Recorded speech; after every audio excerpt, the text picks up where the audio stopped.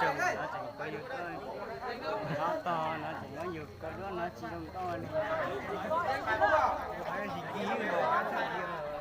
Ở tụ quân rồi chứ một con tụ lúc mà cho thế là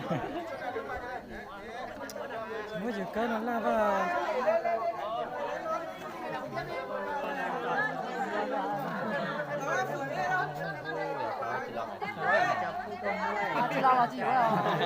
Đó đó, chẳng có cái mực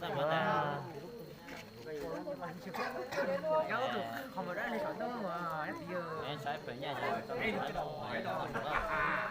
trái tránh ra nó rất mua chỉ là cái trái lấy lúc con bị tổ là cái cả chút chạy gì đó con người mà để nhân bao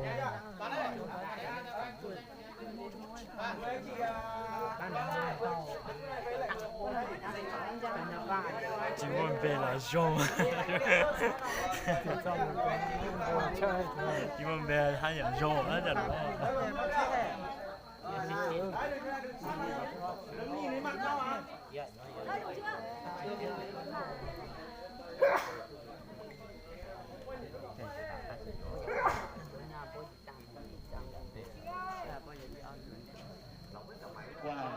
tuy rằng là giá trị thì cũng nhỏ nhỏ thôi, nhưng đây là tất cả tấm lòng của hội đồng liên họ Phạm 1972 cũng như hội đồng liên tỉnh Lai Châu.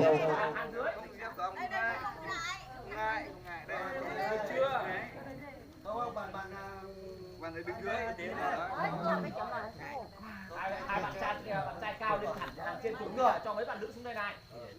Đấy. Nếu không này bạn trai phải thấp thấp một tí, không bạn gái mới hết mặt. Bây giờ làm nào để cho bác Sinh đứng ở dưới.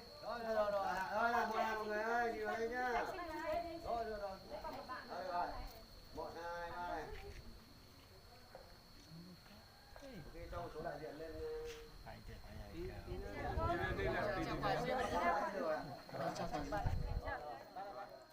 Ờ,